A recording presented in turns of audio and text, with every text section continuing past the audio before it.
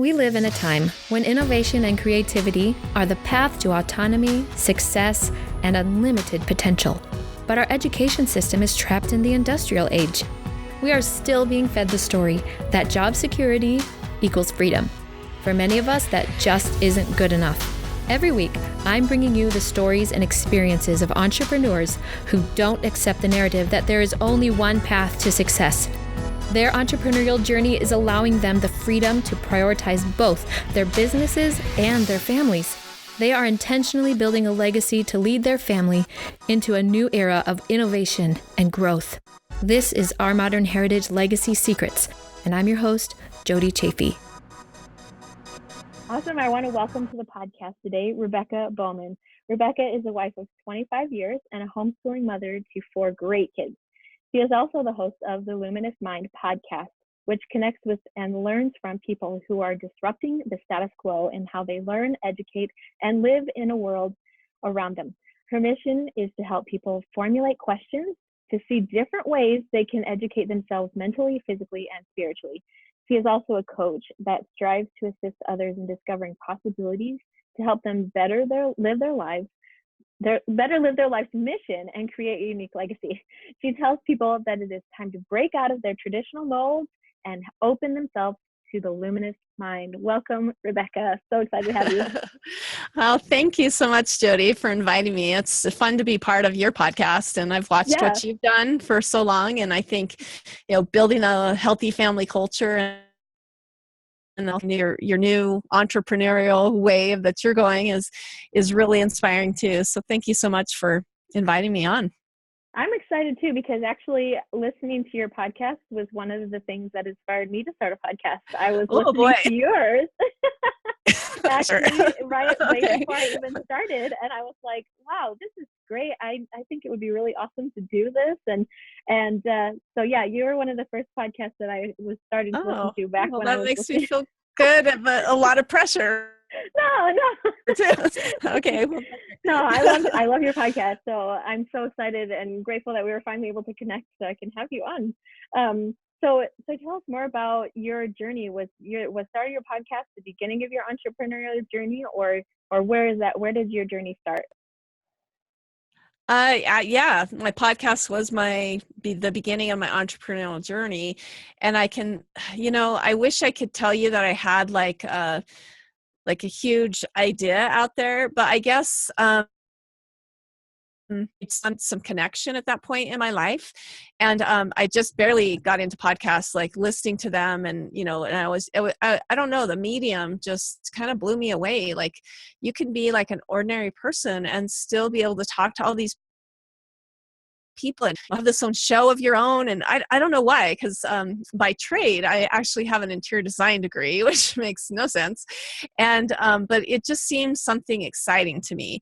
And then, so I started it thinking I was going to be a huge help to these everyday average homeschoolers, and that we could all kind of work together to create like almost a coaching class, I guess, basically for other homeschoolers that wanted to, learn the tricks of the trade, I guess, or listen to advice or listen to the struggles that regular people had. But you can't easily get readily people on a podcast. I did 30 of my, closest friends, and those were all great interviews. Those are early on. And then what ended up happening is that I slowly started getting people on that were more entrepreneurial, and had more of a mindset. I had websites, and they had, things that they were teaching people. And so it's because my podcast is actually morphed, and I'm even taking it a bit further into that morph of to be the podcast that can really help people become their best selves, through unique methods. And that's kind of, as I have to figure out why I'm doing this and what I'm doing it for. It's really mostly for myself. I wish I were making a ton of money with it. I mean, you as a podcaster know that you put a ton of time into it and you don't get back like the monetary benefit. But what I have gotten back more more about myself, and then also how that's helped me grow into the person that I want to be. It's really helped give me an idea of what my own special mission is, and that's what I guess me seeing my life, I want that for other people. Do you know what I mean? I want them to figure out that we all have this unique mission that we need to strive for and help other people in that way, if that makes sense. Yeah. No, you did kind of break up a lot, by the way, during that, but it was okay. It was like little snippets that it was like, okay, I get what you're saying. And it wasn't enough to be like, oh wait, stop and go back. But it was really cool. I like what you're saying about, that you wanted to start by just creating a community in a sense, right? Like you thought, maybe this is, and I totally get that. Like when you're starting out as a homeschooler, or even not even just starting out, but you always kind of like, where are my people, and so it's really cool that you wanted to have that platform to give people somebody to connect with, and to see that there are other people out there doing this. And it's cool that it's like you're saying that it's evolved into something that's more like you're talking now to people, not just homeschoolers, but anybody who's thinking outside the box, like you're saying, that are doing things differently. Yeah. Basically. Okay. That's exactly. So cool. So yeah. So that's so. Go ahead. Yeah, go ahead. No, you go ahead. Well, I think that's so cool. So it sounds like it basically started out because you were a homeschool mom and you wanted to do something to enrich other homeschool parents' lives. So it kind of sounds like it was already inspired by your family in a way to start doing this thing. Definitely. Yeah. So will you go into more detail about how your family, what how they were involved in the role that they played in helping to inspire you? Yeah. Well, first of all, do you mind if I talk about the family I came from? And really, it's taken me a while. Like I had a guest on my show that said that you have to look at the highs and lows of your life to find your life's mission. And that really struck a chord with me, because I thought it was homeschooling that really made me think differently. But I think it really came from the home environment that I was raised in. I was raised and really came from my religious background. And I was raised in a home. My mother grew up Catholic. My a Baptist, Mormon split home type of thing. But they became active members of the Church of Jesus Christ, Latter-day Saints, and to use the right terms. But the cool thing is, though, because they grew up, they were able to make the decision for themselves, that they let me do it. I don't know if my other siblings feel that way, but I ended up dating Say that part one more time. Say that part again. Like because they were. Because they were. Yeah. Because they kind of a split religious home, they still kept it in their mind that they were allowing me to make those decisions for myself. I don't know if my other siblings feel this way, but I felt like I had that freedom. And I started dating a Baptist boy, and there were, growing up in Mormonville is like what I like to call it. It was the first time in my life that I had ever been presented with, I don't know, a different about religion and about afterlife and all of that stuff. And it really made me start to dive really deep. And the cool thing is I've actually realized that I was following a very unique pattern for how to get those illuminated students. And then that's kind of helped me like realize that, I can look at things like really even disruptive things that I may have never even considered before, and form questions about it and really study that stuff to figure out like the true knowledge behind it, if that makes any sense. And so that's kind of where I guess I'm headed now, is that I want to help people, ask the questions that are really disruptive to mine. Maybe they shouldn't ask, because I almost felt like I was asking, like as a kid, I was asking questions that I'm like, oh, I don't even think this is right to ask this kind of question. It's going to show that I don't have enough faith or something. But it really made me realize how important and my questions are. And that led me into like asking questions about like, do my kids really have to go to public school? And is there other alternatives? And is there other, but then that's more, I mean, my life has went 180 degrees different than I figured it would, based on that low in my life. I don't know if it was low or high, but from that background of what my parents allowed me to do. And then that's changed to how I've changed, how, the direction I've gone with my children, this, the culture that I've created in my family, based off of being able to ask maybe disruptive questions that maybe push the envelope of what traditional society is thinking or doing. Does that make sense to you? Yeah. So let me restate what you're saying, because you broke up a little bit. But I think what you're saying that because your family, your parents came up from different religious backgrounds, they kind of created an environment where it was like, we can ask questions, we can learn different ideas. And then when you met your husband, who is Baptist, it allowed you the freedom to then ask those disruptive questions. Yeah. To because I think you're right. I think that there is, in the culture of the church, as I'm a member of the same religion, and it's I don't know if it's just our church or if it's everywhere, but it's like there's this worry about like, if people are questioning things, then you're like you said, does that mean you don't have enough faith? Or you're not being you're not being obedient. You're not. Yeah, it's like, but I think it's actually the opposite. If you're willing to ask questions, and it's like you are having faith that there's an answer, or that, you know what I mean, like you wanted to uncover what's there. But that's cool. Like, so basically what you're saying is that you are understanding now, like, that because you're able to ask these kinds of questions, and you're seeing, oh, there are all these other options too. It's not just about my faith. There's also and like, is the education system what I really want my kids to be involved in? Education system, the political system. I'm a totally different, I do have to clarify too, I didn't end up marrying that Baptist boy by intent.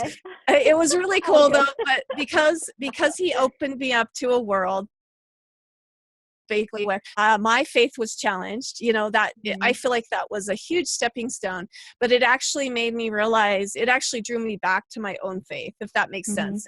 And I think that my parents, I think about the pressure that they might have on them about watching their child go off to this Baptist church all the time with her friend, and how, the pressure that they might have been getting. But it actually drew me back to the things that I learned, but I had a stronger belief in them. Does that make sense? Yeah.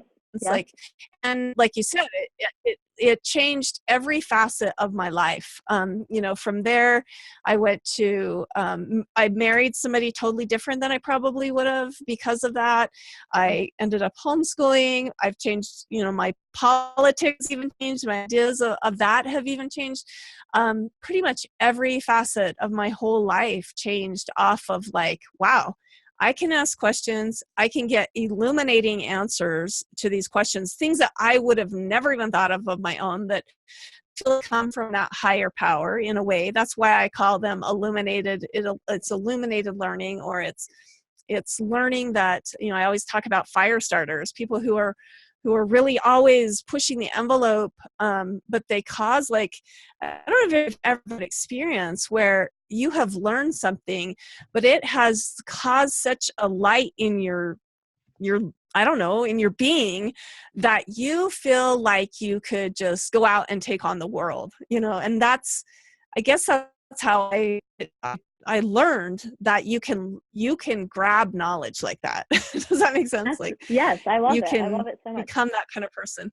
And did I answer the second question that you asked? I try to set the record straight, but I got the second question.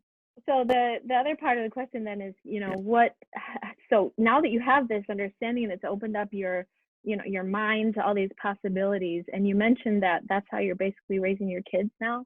So what does that look like? How do you encourage or support these kinds of questioning and learning in your kids that is a luminous type of learning?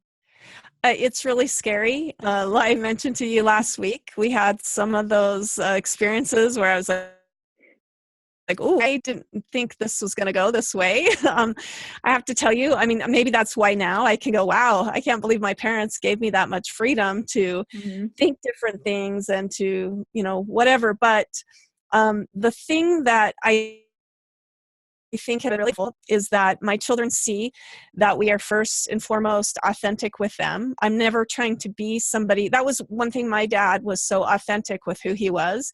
He wasn't putting on a show of who he was. He wasn't trying to impress anybody. And I ended up marrying a man more like that, even though that wasn't what I was necessarily attracted to.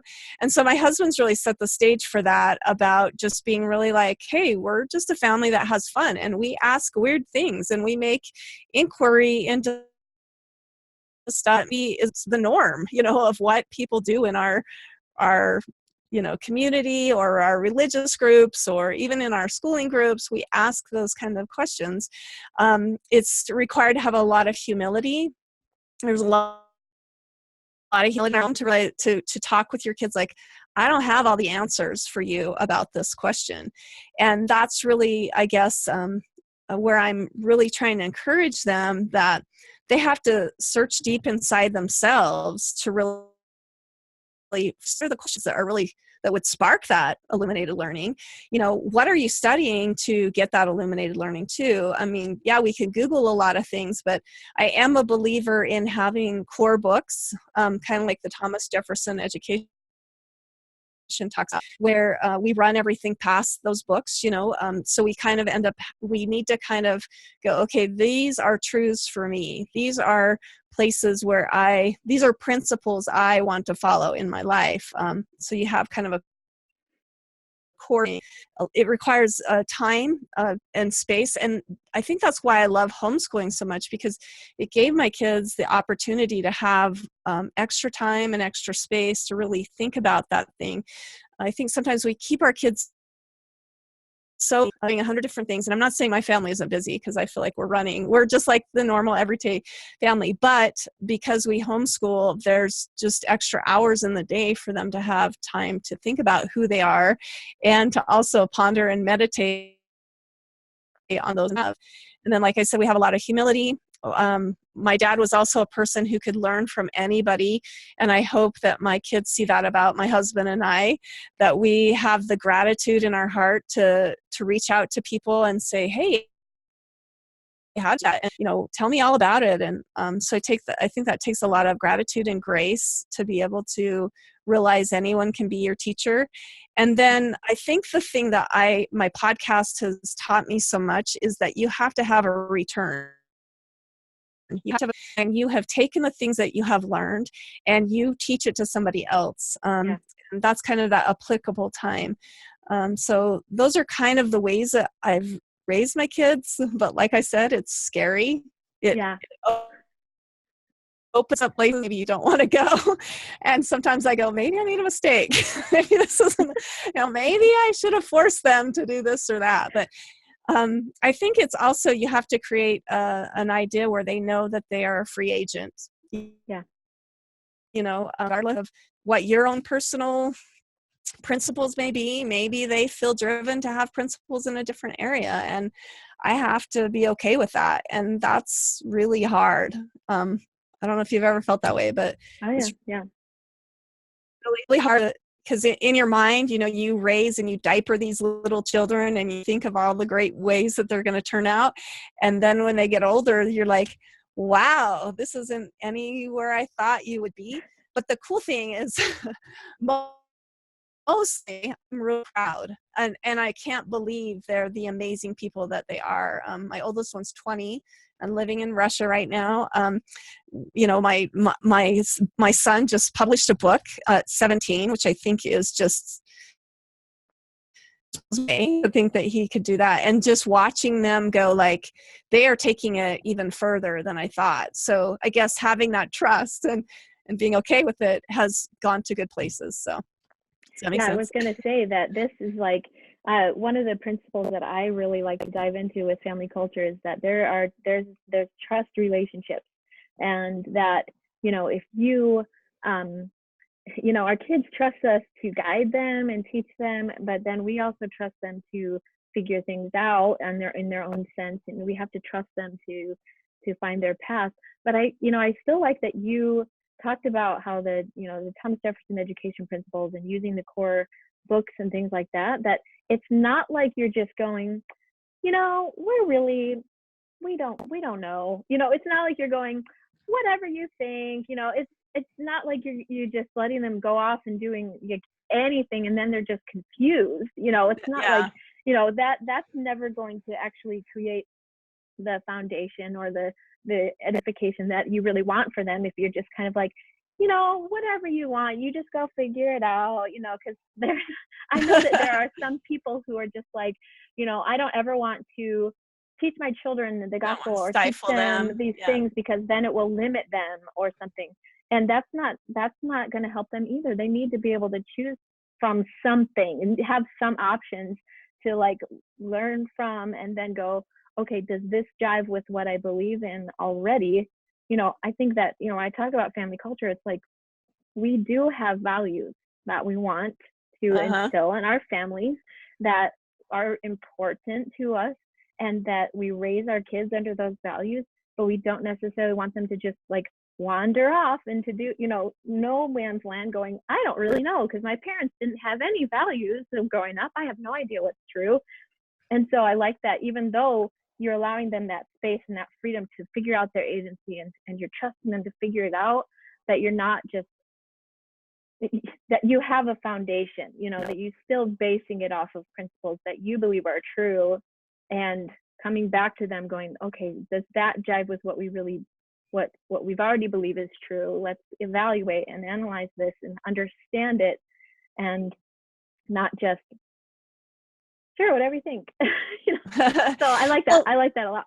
Well, and I mean, both of us, both my husband and I are active in our church and we take our children every Sunday and stuff. But I have tried to focus, like a lot of our beliefs are very, sometimes they become very checklisted. And I have tried to keep the belief or the principles more to like, I think there are universal principles, like honesty, for instance. Yeah. If you are honest in every situation, having that integrity is going to lead you to good places. I think it doesn't really matter the religion that you have, but as long as you have those core, like those principles, there's just universal. It doesn't really matter. Like, even if you're not a religious person, if you are dishonest, you are going to end up in prison, most likely. I mean, there's reasons why there are those eternal truths. And I think I've tried to keep the religion very simple, first of all, so that there's not that checklist. And I've had parents not be happy with me sometimes. Some of my friends, kids' friends and stuff, like, I should have my kids don't ever stay out super late anyway. So I'm like, why do I have to have like a curfew? Because they're never really ever out past 1 o'clock in the morning, or I mean, they're never out late. I don't know. Right. They come home when they're tired, and which is never really very late. And but I haven't been very strict on the checklist side. I've been more strict on like just those, like I said, those universal principles that any good person, regardless of if you're Buddhist or if you're Catholic or if you don't believe those truths, you're not going to have a happy life anyway. So I've tried to keep it more, like I said, just more of a spiritual realm versus a religious realm. I like that a lot. Yeah, so, I like that a lot.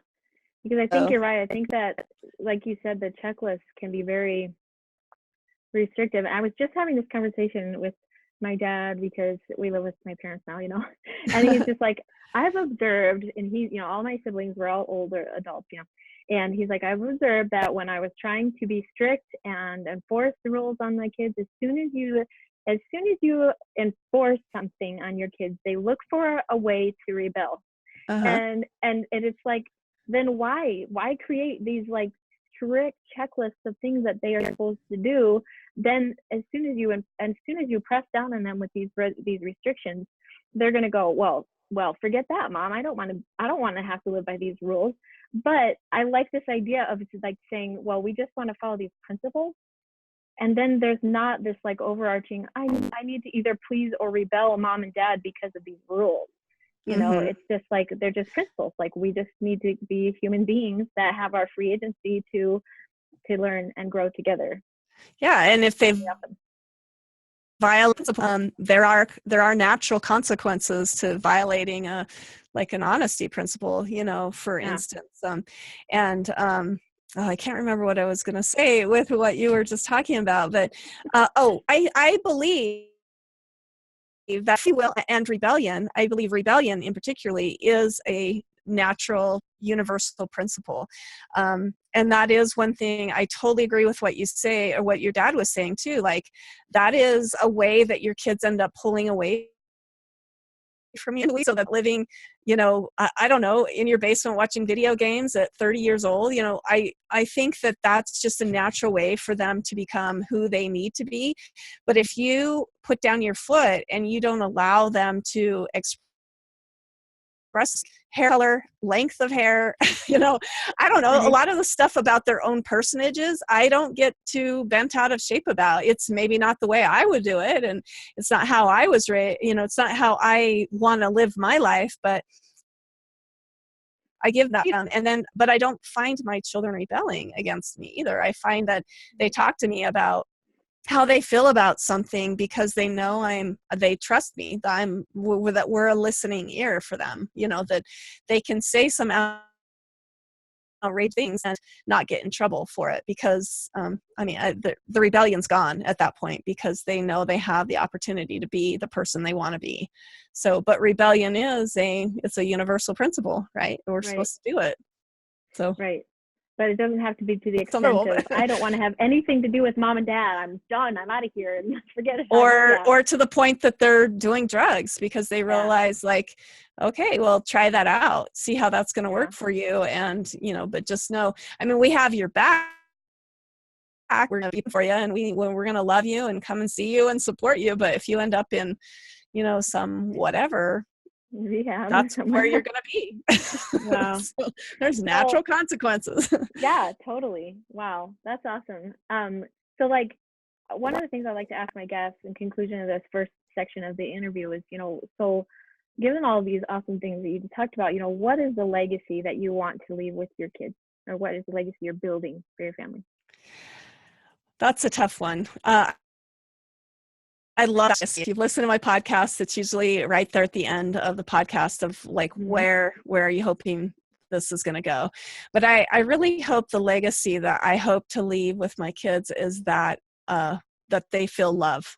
I mean, that's all I want for them. When I'm hoping, like way down in the future, when I am dead and gone, that they're telling their grandchildren how much their grandma Bohman was, how loving she was, and how it didn't matter what you did, you knew that you're going to have open arms to them, and which is not even anything like me, really. It's going to be something I'm going to have to work on for sure. That and patience. Those are my two nemesis characteristics, because first of all, I'm not I'm an introvert by nature, which is funny that I love to podcast, but I'm not somebody who will just go up to somebody and I don't know, I don't want to get in their life. I feel like, you know, that I don't want to be a or something like that. But I'm really trying to work on just expressing my love to whoever I'm around, and it doesn't matter what they look like or who they are. And that's where I hope my legacy is going to be, is just a person who people feel loved around. So I love it. I'm hoping to be there. Yeah. So where I've got 40 more years, right? Yeah, right. You're good. You got it. You're on your way. Rebecca, this is awesome. So where can my audience learn more about you and connect with your podcast and your platform? Oh, sure. I'm pretty much everywhere. If you want to check out my podcast and be able to get on all my social media sites and see what I'm doing, I'm at the Luminous Mind. I'm at theluminousmind.net, and that's my website where I keep all my show notes and different things like that. I have a Facebook page. I'm probably more active on there than anywhere else, but Facebook and Instagram kind of together. And I'm trying to start like more to because I realize as you have a Facebook page, I've had people comment and they've said kind of disruptive things before that gets their Aunt Nelda mad because it's live, it's a public Facebook page. And so I'm trying just a private group within that Facebook page called Illuminated Learning. And it's really for people who want to get that disruptive, have those disruptive questions and really want to push the envelope for their learning. And if you go on that Illuminated Learning, you get a lot of I always release the podcast, I pre-release the podcast for the next week on that page. I also, we're going to be talking, I open questions, people to be able to help me format my show, basically, of what they want to learn and what they want to, who they want on as guests, what questions they want to ask, that kind of thing. So definitely check out my Facebook page at the Luminous Mind, and then that. So Awesome. Thank you so much, Rebecca. That was really awesome. Thank you so much for listening. But I have to tell you that this is just the beginning. There is more to this episode inside of my Facebook group. I hope that you'll go and request to join that community because it's awesome. There's more podcast content that's exclusive to the group. There's also giveaways, live Q&As, and you can come and ask questions and take part in this awesome community. So please come and request to join at facebook.com/groups/familyculture-strategies. You can also find my page on Facebook at facebook.com/familyculturepodcast. And I'm at Instagram in the same handle, Family Culture Podcast. I hope you'll come and follow me there and join in this movement to create an intentional family culture around being entrepreneurial and integrating and prioritizing your family as you grow your business. So come and join me there. I hope to see you there. You can also come find my website at ourmodernheritage.com.